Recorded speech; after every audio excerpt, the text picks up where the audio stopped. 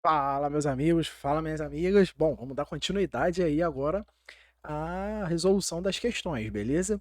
Paramos na questão de número 12, é, agora estamos na questão de número 13, beleza? Deixa eu ver se vocês estão vendo.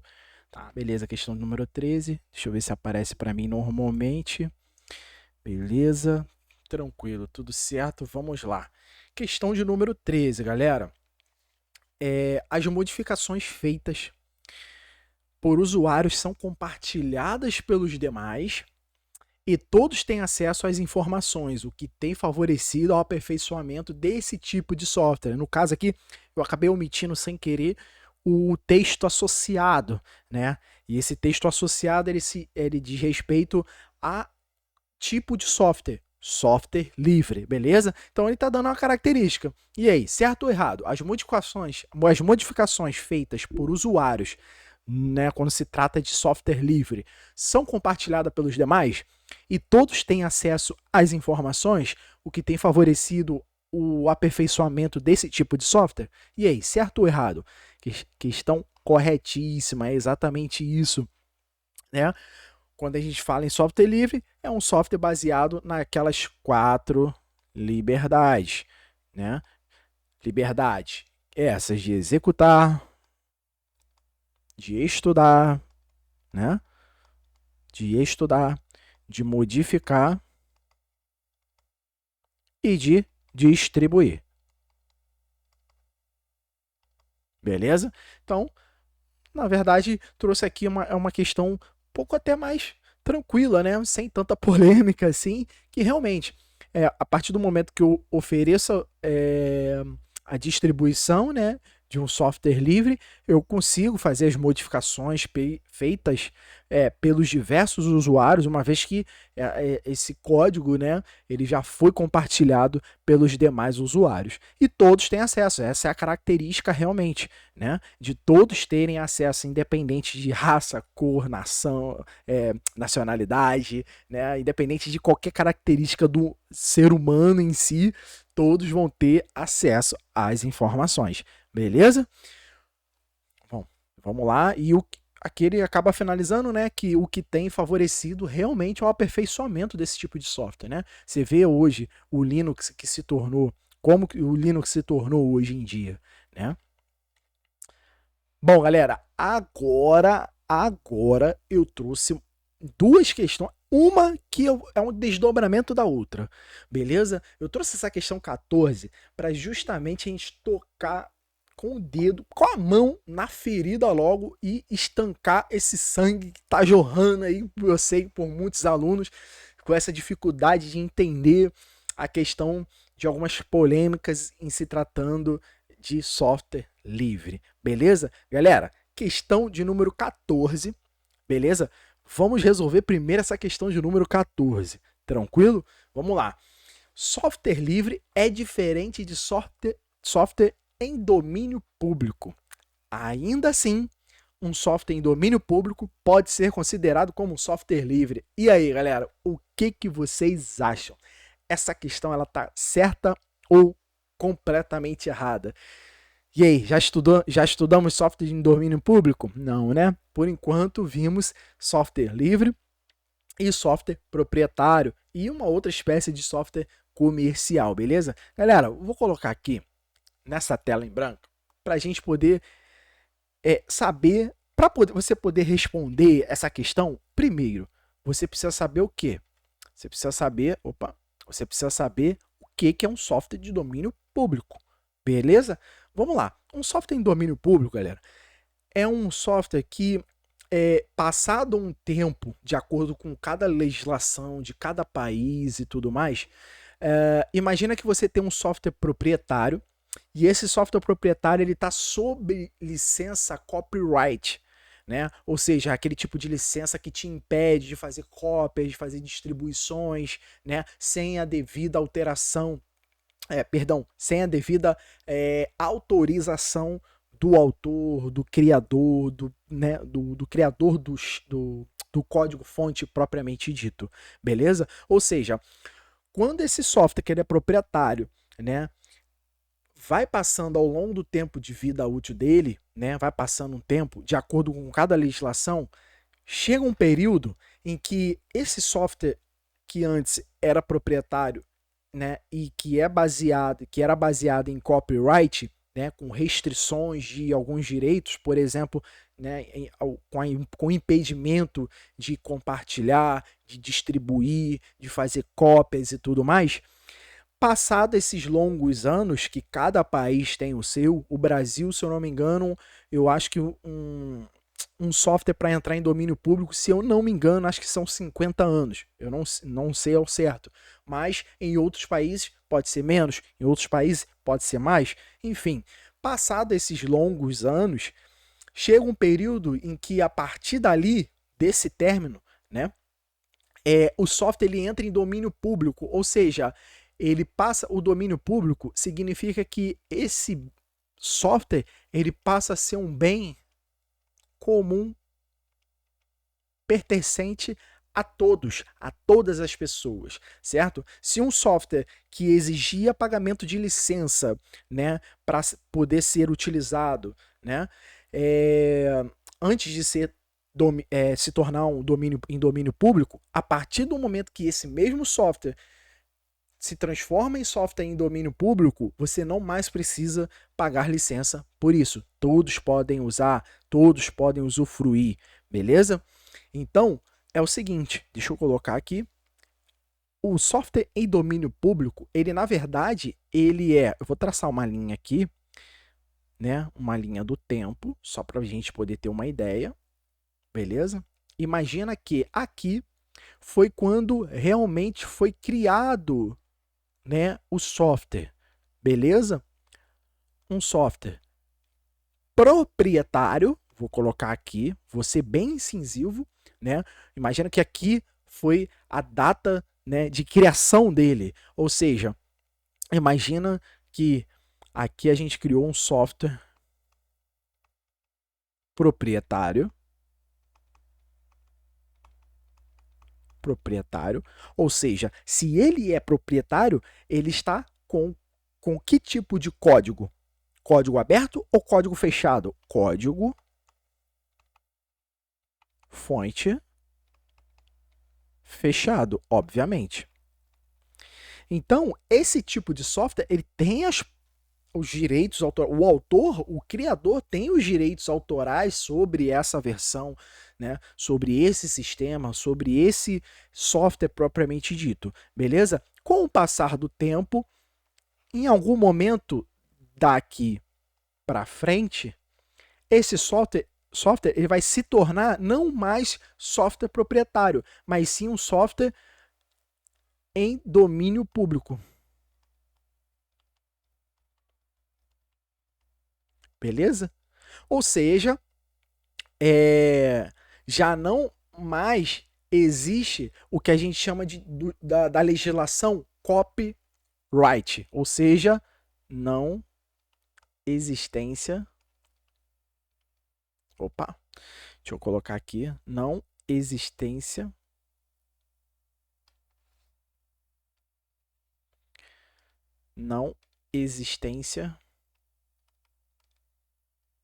de copyright.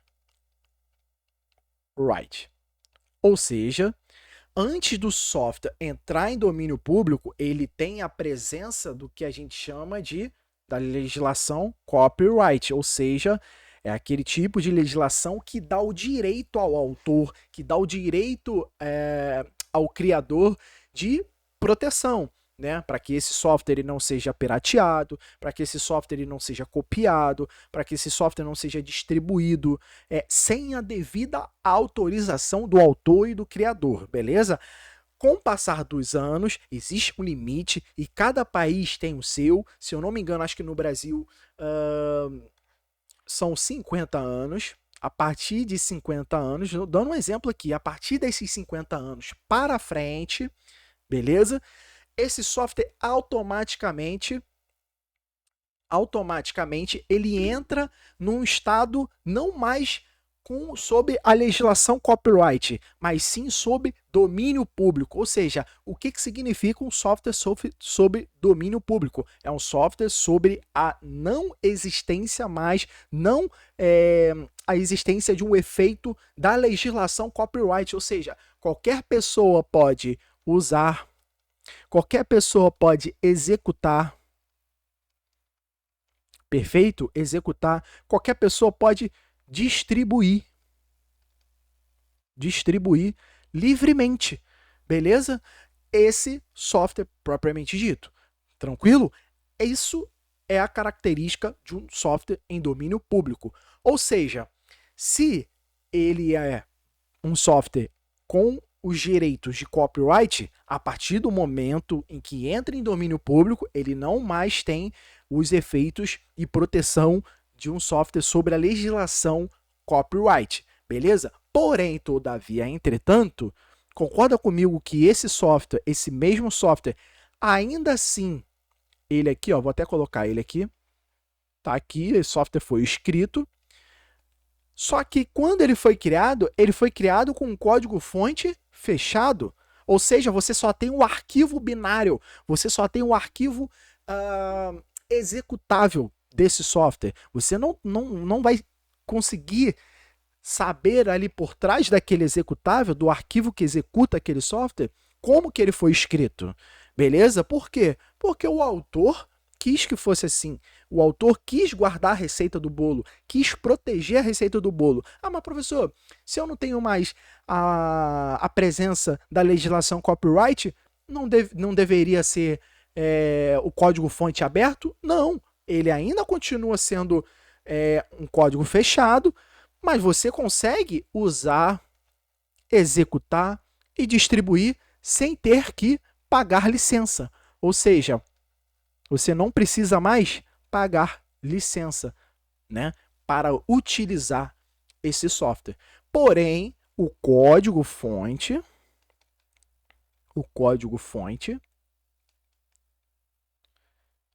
ele ainda é o quê? Fechado. Essa é a característica. Entrou em domínio público? Beleza, você pode usar, pode executar e pode distribuir à vontade, pode piratear à vontade. Por exemplo, imagina que o Windows XP, vamos supor que esse software aqui fosse um Windows XP, beleza?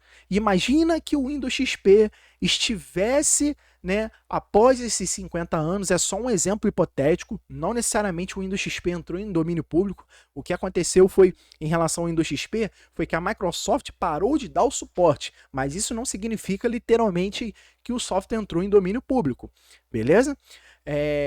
Bom, vamos lá. Mas vamos supor, estamos dando um exemplo, beleza? Eu tenho aqui o Windows XP, tranquilo? A Microsoft é a dona dele, Microsoft, só um exemplo. E beleza, passaram-se os 50 anos, a Microsoft lucrou com o Windows XP e tudo mais, parará pão duro. Agora, após esses 50 anos, o Windows XP, imagina que ele tenha entrado em domínio público. Ou seja, qualquer pessoa agora pode usar, pode executar e distribuir sem ter que pagar licença para utilizar, para ter esses benefícios. Entrou em domínio público. Porém, todavia, entretanto, a Microsoft decidiu não compartilhar o código-fonte dela. O código-fonte dela ainda é o fechado. Você não consegue saber, descobrir como que o Windows XP foi construído, foi concebido, foi desenvolvido, foi construído de fato, beleza? Ou seja, você só tem um arquivo executável, você só tem um CD de instalação aqui, ó, do Windows, e você pode instalar, pode executar, pode usufruir dos benefícios. Só não vai receber as devidas atualizações, até porque não é mais de interesse da Microsoft disponibilizar atualizações de segurança para esse Windows XP. Beleza? Agora, essa é a característica de um software em domínio público. Era um software que anteriormente era um software proprietário com base e, né, sob o uso da legislação copyright para proteger, né, o autor e o criador, né, contra assim, de certa forma, contra as cópias, as piratarias, né? Sem as devidas alterações, na verdade, permissões, né, do autor, beleza? E a partir do momento que ele entra em domínio público, isso significa que eu não tenho mais a existência do funcionamento e da proteção da legislação copyright. Por quê? Qualquer pessoa agora pode usar, pode executar, pode distribuir. Ou seja, esse software, o Windows XP, se tornou bem público. Beleza? Bem público. Ou seja, se tornou um bem comum, um bem de todos. Beleza? Todo mundo pode usar. Tranquilo? Essa é a definição. Então, existe uma grande diferença entre software livre e software em domínio público. Software livre é aquele software que, no momento da criação, no momento do desenvolvimento, no momento que ele é disponibilizado na internet, ele tem quais características? Características baseadas nas 4 liberdades. Não esqueça isso, por favor. Software livre, vou repetir, software livre é aquele software que ele é concebido, né, que ele é desenvolvido baseado nas 4 liberdades, de executar, de estudar, de modificar e de distribuir, seja gratuito ou seja de forma paga. Esse é um software livre, que não se confunde com software em domínio público. O que é software em domínio público? É aquele software que se torna bem público após determinados anos, de acordo com a legislação de cada país. E a partir desse momento já não existe mais a proteção da legislação copyright, certo? Que impede que qualquer pessoa possa, de fato, fazer cópias, distribuir sem a devida autorização do autor ou do criador. Ou seja, se eu não tenho mais a existência de um copyright, dessa legislação protegendo o autor, de qualquer outras pessoas, terceiras pessoas, possam usar, possam executar e possam distribuir. É simplesmente isso. É simplesmente isso. Agora vamos voltar para a questão. Software livre é diferente de software em domínio público? Sim ou não?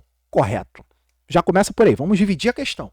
Beleza? O primeiro ponto da questão está corretíssimo. Vimos essa diferença. Pô, realmente, professor, o senhor tem razão. Já que o software livre ele é baseado nas 4 liberdades a partir do momento da criação, beleza. E o software público, ele só, de certa forma, só se torna público depois de uns anos, de acordo com cada legislação do país, e aí, a partir desse momento, já que ele é domínio público, ele é um bem de todos, ele é um bem público, ele é um bem comum, qualquer pessoa pode usar, executar e distribuir. E, porém, o código-fonte ainda se torna fechado. Já está aí uma outra diferença em relação a código, a um software de domínio público para um software de software livre. Porque no software livre o código é fechado, ele é aberto. Já no domínio público, o código-fonte ele ainda é fechado na maioria dos casos. Agora, porém, todavia, entretanto, existe o que a gente chama de que, olha como é que a questão ainda vem. Ainda assim, mesmo com todas essas diferenças que você acabou de mencionar, professor, um software em domínio público pode ser considerado como software livre. E aí, galera, certo ou errado? Galera, essa questão ela tá certíssima, correta. Professor, como assim? É possível? Eu sei que o software livre, eu sei que o software em domínio público, eles são diferentes, mas é possível um software em domínio público se tornar software livre? Como assim?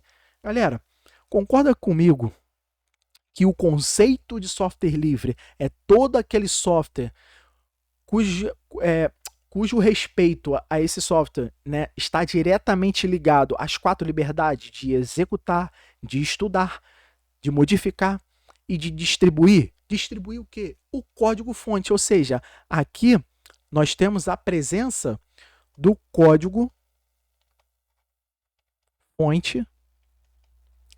aberto.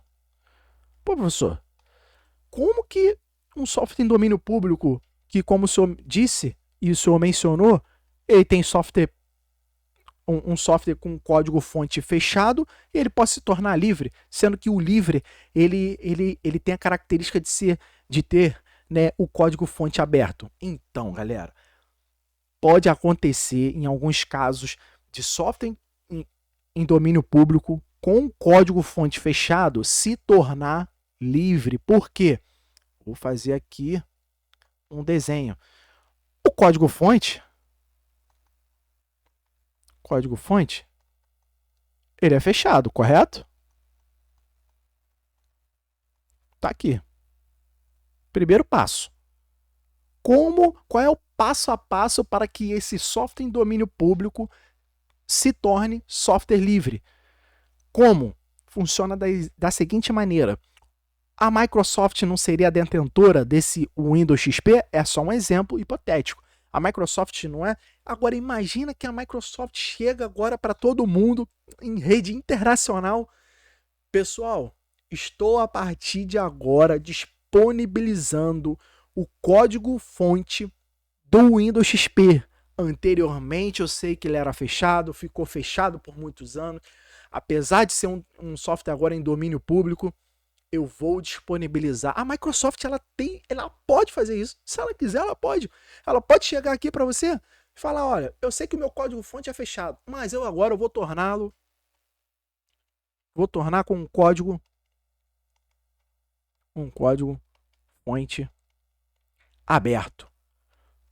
Cara, que revolução, hein? Porque a partir desse momento, quando um software em domínio público cuja o código-fonte ele é fechado e se transforma, ou seja, aqui existe uma transformação do código-fonte fechado para o código-fonte aberto, a partir desse momento, ele se transforma em software livre. Professor, é possível isso acontecer? Sim. Plenamente possível, plenamente plausível. Ou seja, se ele nesse momento se tornou um software cujo código-fonte é aberto, ele se tornou e entrou na classificação de software livre. Ou seja, a partir desse momento ele pode seguir dois caminhos. Ele pode se tornar um software livre, cujo código-fonte, obviamente, é aberto com base no respeito à legislação copyleft, e também pode seguir um caminho sem copyleft, que já vimos anteriormente naquelas questões meio que polêmicas. Já explicamos o motivo e as características do software livre copyleft e sem copyleft. Copyleft é sem restrições. E sem copyleft é com restrições.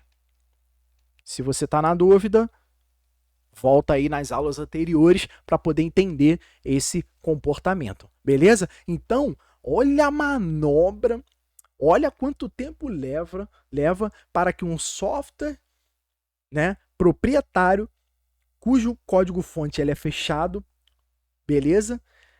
Leva para se tornar um software de domínio público, onde todas as pessoas vão poder usar, executar e distribuir sem pagar licença.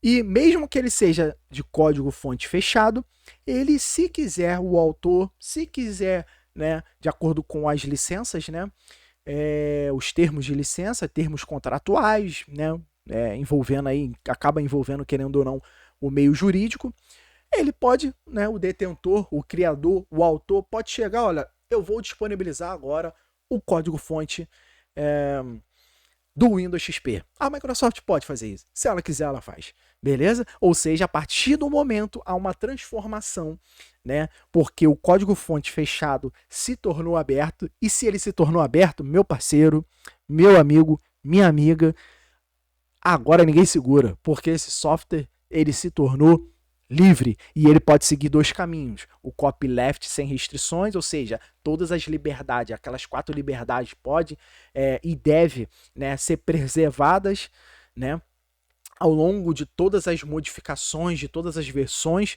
né, que podem ser derivadas desse código original, ou ela pode seguir o caminho de software livre sem copyleft, ou seja, com algumas restrições. Eu, em algum momento, posso modificar o software para dar melhorias e parte desse código eu posso transformar ele em proprietário, beleza? Ou seja, aqui essa questão está corretíssima, porque ela trouxe um assunto que muita gente nem sabia que existia, que essa diferenciação de software livre para software em domínio público, e ainda assim um software em domínio público pode ser considerado como um software livre, beleza?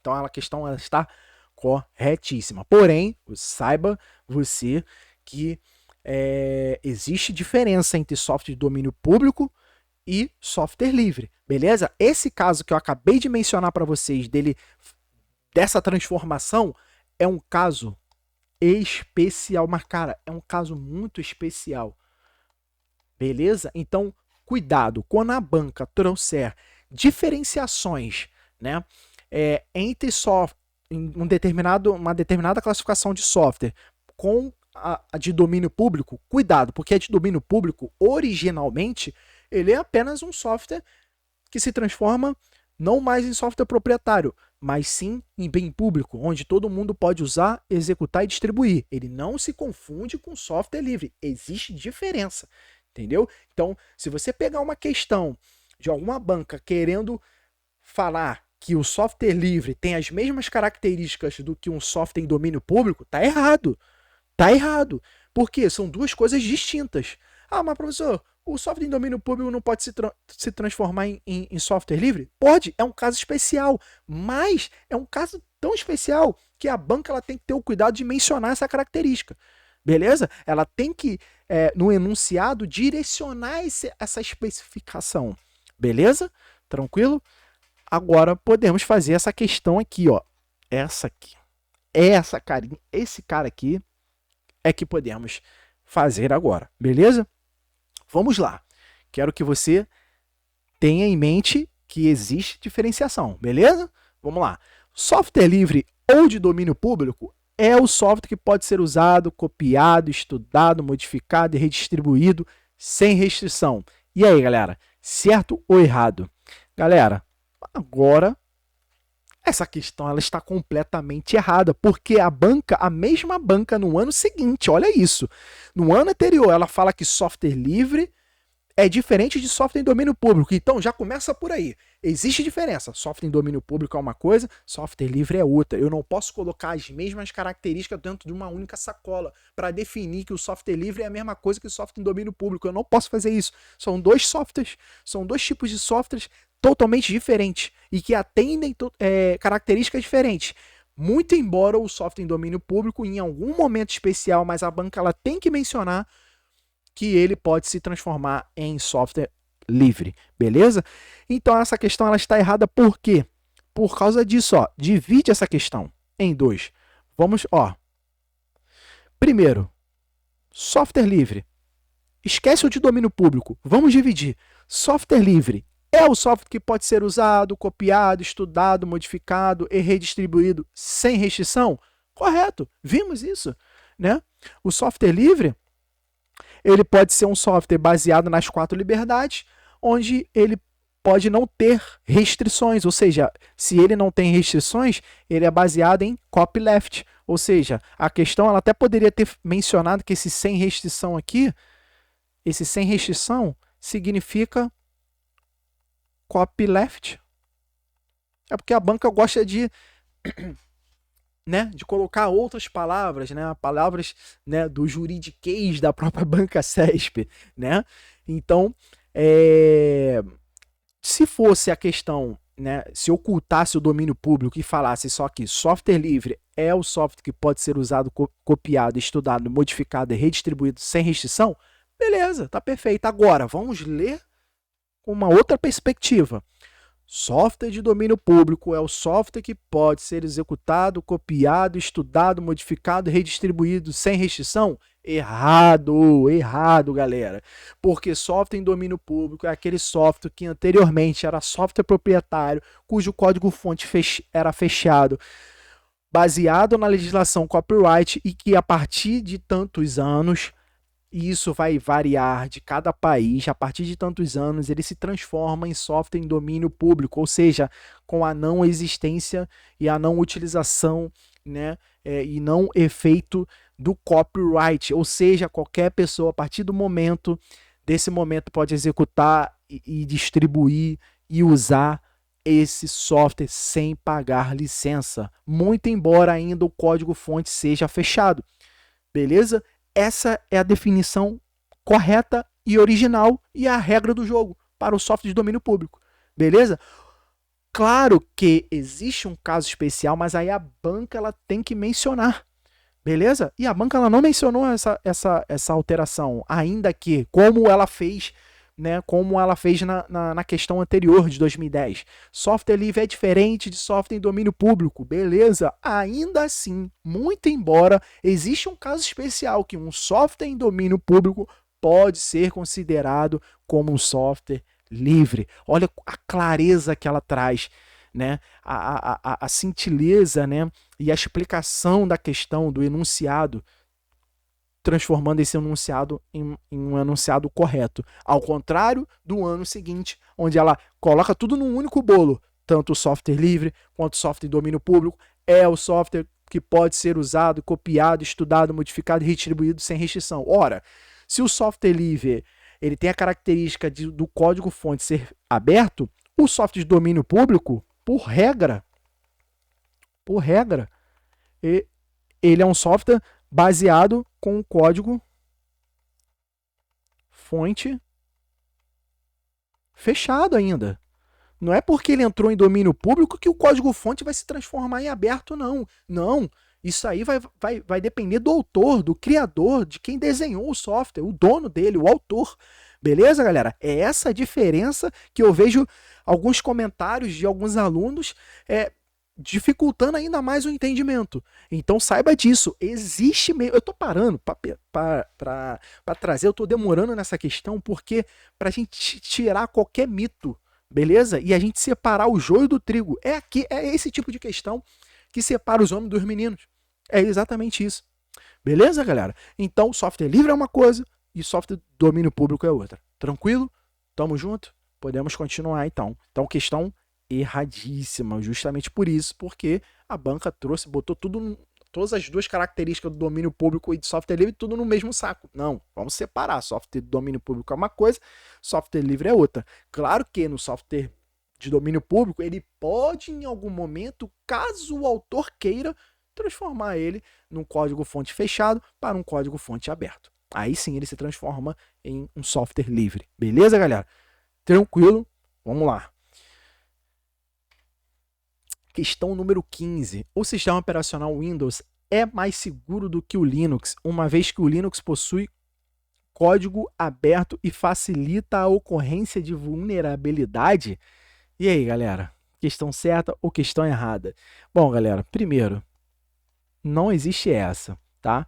Questão errada, né? Porque não é uma vez que o Linux possui código aberto e facilita a ocorrência de vulnerabilidade? Não, muito pelo contrário. A maioria dos sistemas operacionais, a maioria dos servidores na internet, eles são Linux porque são mais protegidos, inclusive, né? Não é porque é código-fonte aberto que significa que você vai sofrer um ataque hacker. Aliás, a Microsoft, a quantidade de vírus existentes e vulnerabilidades existentes nos computadores baseados em sistemas operacionais Windows. Aliás, a maior quantidade de vírus, né, criados e desenvolvidos, eles são criados para quê?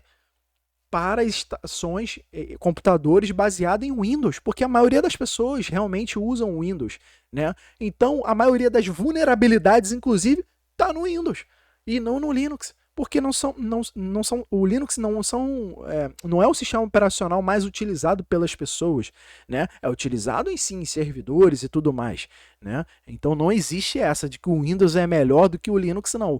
Muito pelo contrário até, né? O Windows sofre muito mais ataque e tem muito mais vulnerabilidade do que o próprio Linux. Beleza, galera? Então, questãozinha errada. Vamos lá.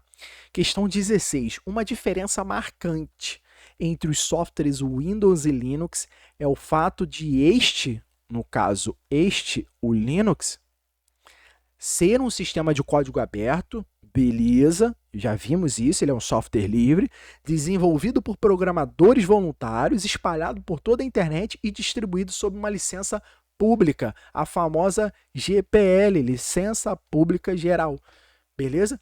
Questão redondinha, questão corretíssima. Beleza, galera? Sem maiores dificuldades, né? Beleza? Questão de número 17. Ao contrário de um software proprietário, ou seja, qual é a característica de um software proprietário? É aquele baseado em copyright. Deixa eu só beber uma água. Enquanto isso, vocês vão lendo aí.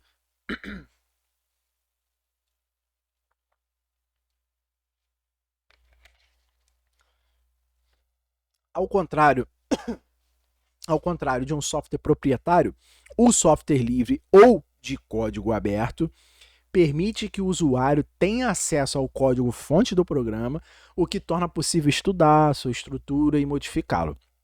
Corretíssimo, né? Até aí já estamos cansados de saber.